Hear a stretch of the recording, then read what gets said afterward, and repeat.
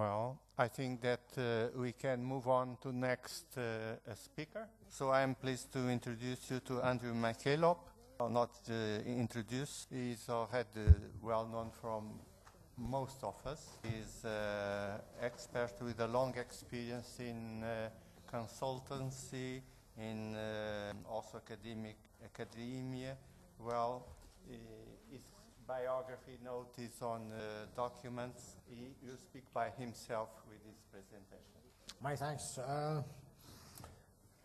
My thanks to ASPO Spain and to Colin Campbell in particular for responding very positively to my contacts, where I've been asking to just simply present my ideas on a global multilateral energy transition program where oil and gas are taken out of the overcharged, rumor-driven, hyper-speculative financial market and treated on a transparent and equitable basis with a transparent and adequately funded world program for development of alternate and renewable energy, which by necessity will have to have targets. Now, the last speaker, Mr. Luis Souza, ended by noting 2020. Well, some people perhaps don't know, 20% is the European Energy and Climate Packet, which is already going to be vetoed by Italy, Spain, the Baltic states, Poland, and probably several other countries. It's already a victim of the financial crisis, and it argues for, by the year 2020, EU 27 countries will use energy 20% more efficiently. That's only explained in GDP, unit energy per GDP. They will reduce their emissions by 20%, and they will cover total energy consumption at the rate of 20% by the renewables. But the missing component is they do not say, and they very carefully do not say, the European Commission deciders and the European Parliament, what the total level or amount of energy consumption is, because obviously they hope for an increase in energy consumption and an increase in GDP as it's conventionally and classically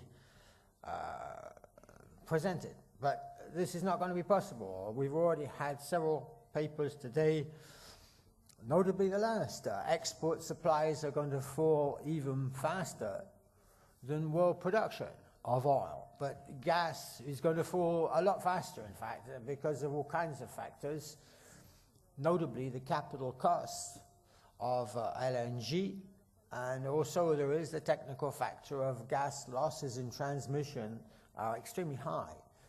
LNG losses, you work on a rate of 1% per day of a LNG cargo, so it's very difficult for LNG cargoes to be watered, held outside the delivery zone until the price goes up to the desired level, because they're losing 1% of the cargo every day. And if you take major gas pipelines, every few dozen miles you need pumping stations, and every 100 miles or so you need megawatt-powered blowers to push the gas. There are technical problems. This is why natural gas transmission is much less easy than oil.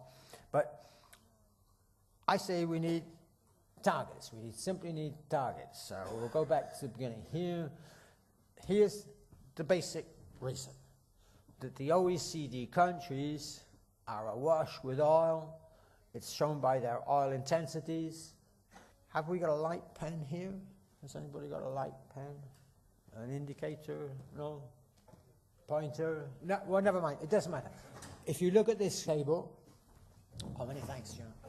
If you look at this table, you will see the extreme high oil intensity. Many thanks. Here's the world average for oil, 4.8 barrels per capita per year. Here's the gas intensity in barrels of oil equivalent per capita per year.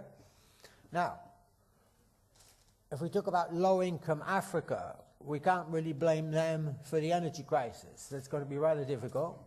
And another point is, despite what one intervenant said here, one person who intervened earlier today said, why should Malawi even bother to increase its oil consumption? Perhaps if he lived with the average income of a Malawi person for even one day, he would understand why Malawi wants to consume more oil, and will do so, because the efficiency of use of oil at the early stages of economic growth is much, much higher than in countries like here where we have complete saturation. The energy economy is saturated with oil in countries like Spain, where you have 400 cars for every 1,000 people, or you take USA and Canada, we're at 700 cars per 1,000 people. You can't really go further than that. But if you take India and China, we're down at about 12 to 15 cars per 1,000 persons. So these countries will inevitably increase their oil intensity. As we can see in gas intensity, here's an interesting figure. Here's an interesting figure. These countries had large, or still have large gas reserves, the Netherlands and Russia. So they have very high gas intensities. They even beat the USA, and that takes a bit of doing. But what is important here is that, for example, we take the EU 27 average for oil intensity and for gas intensity. We should argue for reducing them to the present world average in no more than 10 to 15 years, which means we've got to look for 5–6% a year cuts every year in oil use and in natural gas use. Now, if we take the 1980 to 1982 economic recession, which was the most intense since 1929 to 1931, but perhaps today's coming recession might be more intense, we only had about a 3.5% a year reduction in oil demand and consumption in the OECD states. So what we're talking about is a compression of oil consumption and gas consumption which we never had before. So some of my friends say you're unemployable when you talk like this, because this is too radical and too far out in what you're saying, but I'm afraid circumstances are going to dictate this kind of intensity reduction. These are real world factors. This has nothing to do with wind energy at present provides 1.3% of world energy. So don't let's have a long debate about wind energy. We are talking about reducing the oil intensity and the natural gas intensity of countries where they claim to be post-industrial and to be concerned about climate change. If you're concerned about climate change and you're post-industrial, why do you need 10 or 15 barrels of oil to be consumed per person every year? This is the question for political leaders. That it's all very well to say 2020 without saying that you're going to reduce oil intensity and you're going to reduce gas intensity. Now, first we need an energy Bretton Woods. Now, with the oil price at $70, that's not very possible.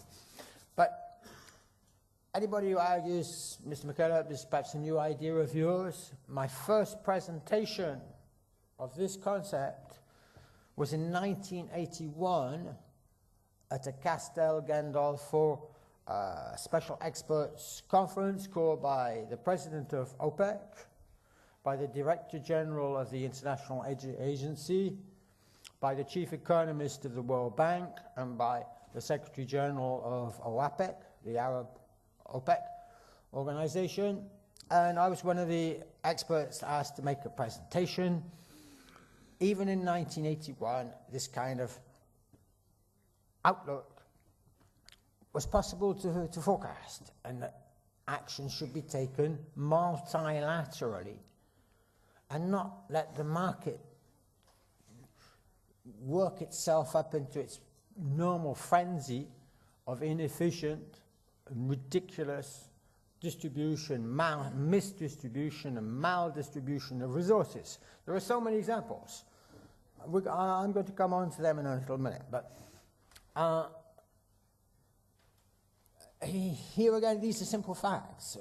Without economic recession, just because of the oil intensity of the world economy, you get continued growth in the system. I'm not saying this graph might be wiped out by the coming economic crisis. So,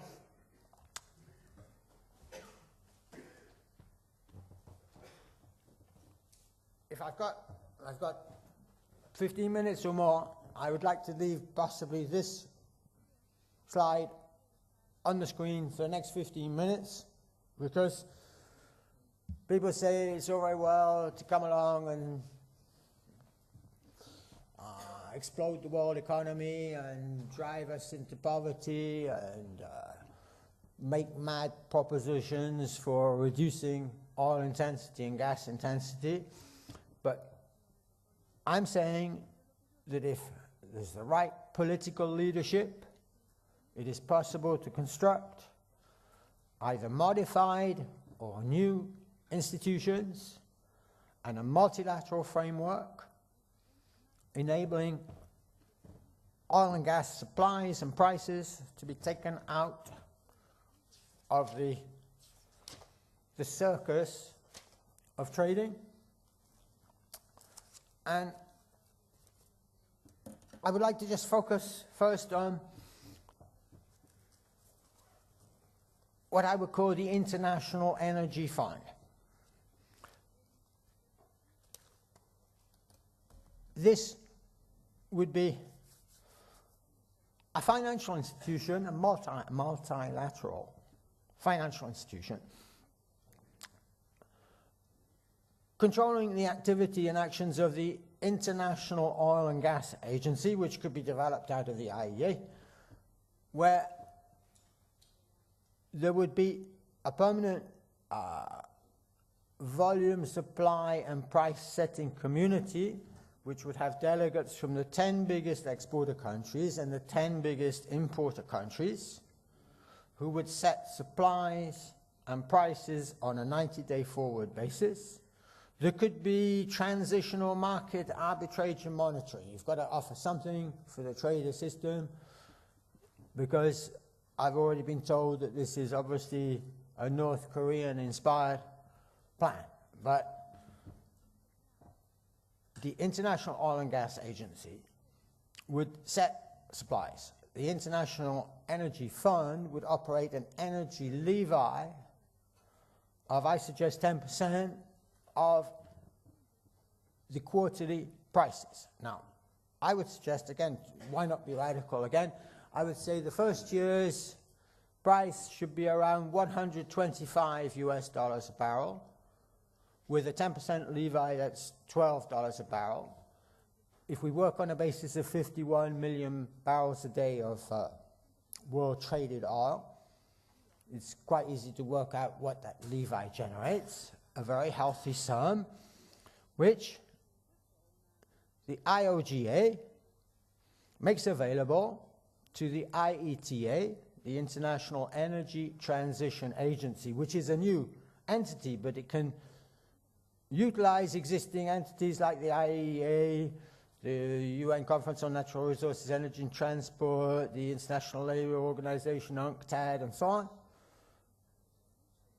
and target the worldwide development of alternate and renewable energy. Now, if you notice up here at the top, issues oil drawing rights and gas drawing rights in case of non-compliance with energy intensity reduction. Now, what I'm saying is that the member countries, which obviously will include the OECD countries, will set up national targets for energy intensity reduction, I suggest, to attain the current world average before 2025, shall we say. I'm trying to be reasonable. Well, these are huge reductions. So, also obviously, they will have problems doing this. And so they will need what I call oil drawing rights and gas drawing rights, which are additional, like special drawing rights. You've heard of special drawing rights operated by the International Monetary Fund. Well, the International Energy Fund will operate oil drawing rights and gas drawing rights where countries are not able to obtain their national targets for reduction. And they will also receive technological and financial support from the IETA and the IREA to get back on track to reducing their oil intensity and their gas intensity. Okay, this is all an awful lot for the post-1980s neoliberal generation. In the 1970s, this kind of idea was almost respectable. I was invited to very high-level conferences to talk about this kind of idea, but for about the last 15 years, you're obviously a North Korean or working for Castro or something, or a Martian, because of this ideological problem, which plenty of us have talked about. Now, isn't it interesting that when I've got an interesting piece of paper here that Gallagher was talking about his bet with Tony the Liar, or whatever he's called, a guy from British Petroleum. Now, here I have a very interesting piece, which is a visiting card from Bear Stearns. And I can let you have a lot of copies to make lampshades, a bit like Russian Imperial Railway Company stocks, which made excellent lampshades after 1917. And this is from Barry Cohen on the 72nd floor of Bear Stearns, who I used to see in February. It was February 2007. And he heard about me and read some of the things I'd written, and told me that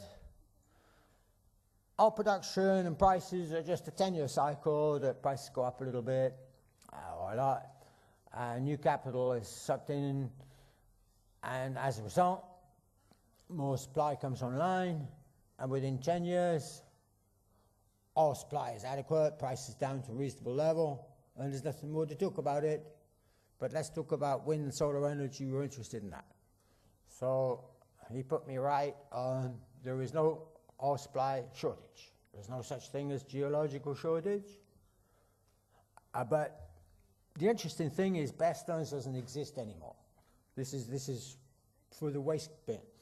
So he, by the way, ran 4 internal hedge funds on the 72nd floor, and each one of them lost several $1 billion, which wasn't bad, huh? Good.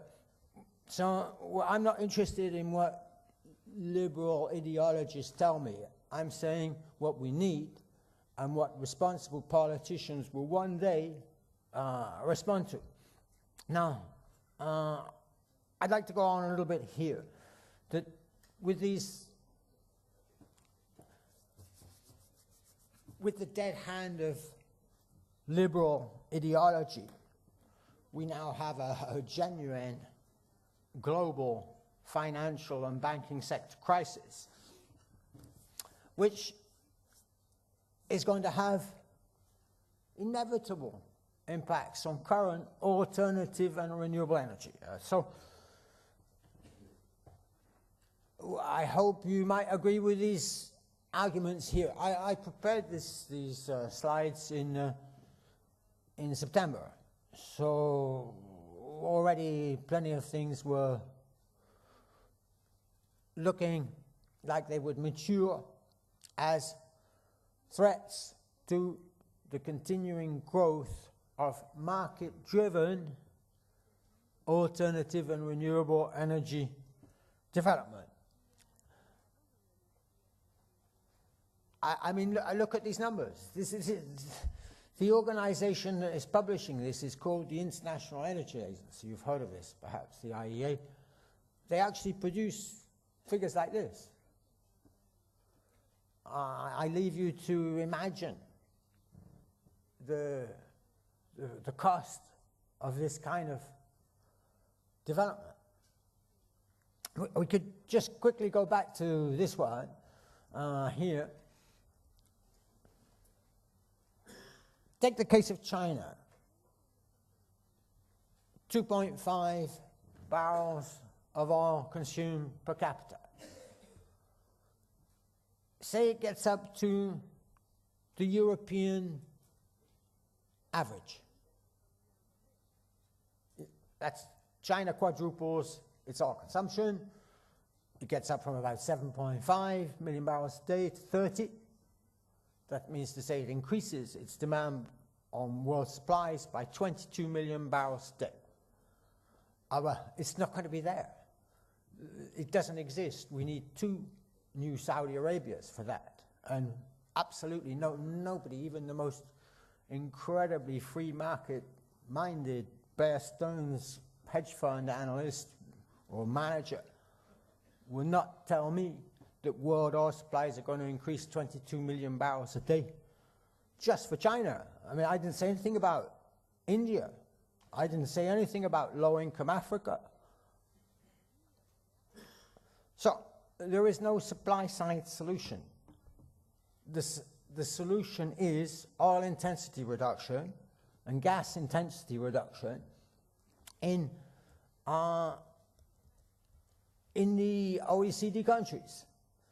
Now, my other argument is the complete failure of market-driven and market-only impulsed or market-only coordinated development of alternate and renewable energy. These are the kind of problems we're facing. The financial asset bubble that has been built on alternate and renewable energy is, you have to read the details, because these kind of numbers for 2008, very recently I saw a forecast of about 140 billion US dollars as the total amount of spending worldwide on alternate and renewable energy. But this is what more and more of the money is being used for. Mergers and assessments, asset debt refinancing, asset restructuring, creation of subsidiaries, in a very opaque framework. All this costs a lot of money, and we're not the second line here. This is absolutely nothing to do with actually installing windmills and solar collectors or starting biomass energy plantations, nothing whatsoever to do with it. So the current investor boom, which is probably going to be aborted by the economic crisis, the financial crisis, is now dominated by financial engineering. Is increasingly leveraged, concentrates resources in non-productive sectors, and is not sustainable. In Europe, we already have an overcapacity of wind energy in several countries. Iberdrola, for example, has been trying to sell its very big wind energy portfolio, as it calls it, for some while. Why would it be trying to sell its windmills if they're so wonderful? How come it doesn't build some more? Because there is overcapacity already, and wind energy depends on subsidies from carbon financing. I'm not criticizing that. I'm saying it's a good idea, but it is not competitive with coal or oil or gas in terms of energy. Because the Kyoto Treaty, in terms of its application, can be simply called a blank check for building gas-powered plants until 2007, 2008, when gas prices briefly hit about 10, 12 or more US dollars a million BTU. And suddenly there was not so much interest in building gas-powered electric power plants to get carbon credits. Now, my own interest in all this is that I've been talking about, everybody likes to build their own funds. Here's my own fund proposal. I've been talking about this for a long time with a lot of people. But for the OECD countries, what we need is negawatts, not megawatts. We need to reduce the oil intensity and the gas intensity of the economy and society. There are a host of solutions.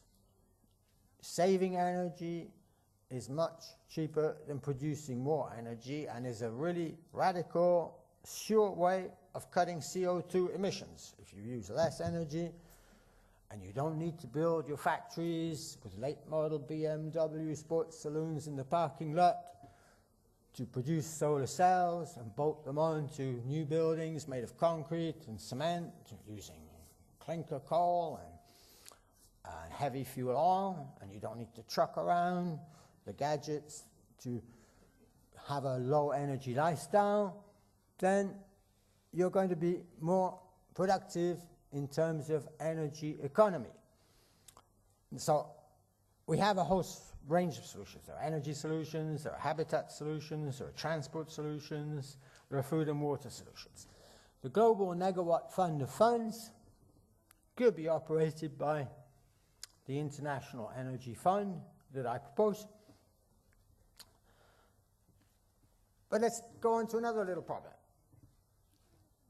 The Food and Agriculture Organization this year has many, many times explained that there is a complete limit on biofuels supply to dampen the shock, to reduce the shock of oil export supplies and oil production tending to decline, and a possible natural gas cliff, as it's called, of a very radical reduction. So I would just have a look at what happened in the biofuel investment boom in Australia. Have a look at these figures for return on investor funds. These aren't bad, are they? Minus 92% return in a year. You put in $100, you get back $8. Now this is you're solving the world's problems and feeling good at the same time. So thank you for your attention, and I hope I've at least sown the idea of a multilateral framework for energy transition. Thank you, Andrew, for keeping to your schedule. We have time for a couple of questions. I sure don't want to be misinterpreted on this, but I'd like to make a statement. The United States uses about a 20% or used to be a quarter of the world's oil and energy, and is a favorite whipping boy for our huge consumption. But we also generate or consume, or whatever you want to say, a quarter of the world's GDP. We're average for the world in our energy intensity per unit of GDP, more or less. And I spend most of my time working in the developing world, and I have never been any place in the developing world where the people that I work with aren't doing their damnedest to emulate the United States in becoming richer.